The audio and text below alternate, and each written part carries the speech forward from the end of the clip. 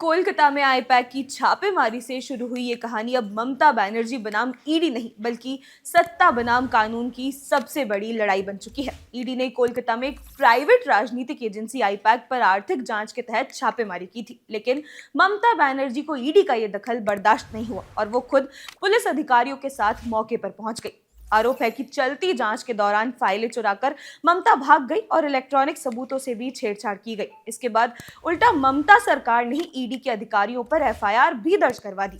मामला जब supreme court पहुंचा तो शीर्ष अदालत ने पहली नजर में ही ये माना कि केंद्रीय जांच एजेंसी के काम में राज्य सरकार ने हस्तक्षेप किया है। सुप्रीम कोर्ट ने ईडी अधिकारियों पर दर्ज चारों एफआईआर्स पर रोक लगा दी, घटनास्थल से जुड़े सीसीटीवी फुटेज सुरक्षित रखने के आदेश दिए हैं और बंगाल सरकार और पुलिस से 2 हफ्ते में जवाब तलब किया है।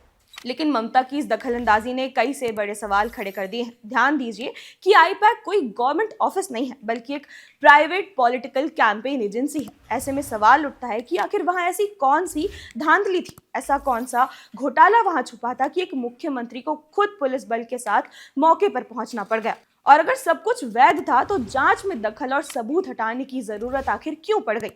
ममता बनर्जी लोकतंत्र और संस्थाओं की आजादी की बात करती हैं, लेकिन इस पूरे मामले में उनकी भूमिका सत्ता के खुले दुरुपयोग जैसी साफ दिखाई देती है। सुप्रीम कोर्ट ने चेतावनी देते हुए कहा है कि अगर ऐसे मामलों में जांच नहीं की गई तो देश में अराजकता फैल जाएगी। आज बंगाल में ममता का ये जंगल राज अपनी जड़ें जमाता जा रहा है।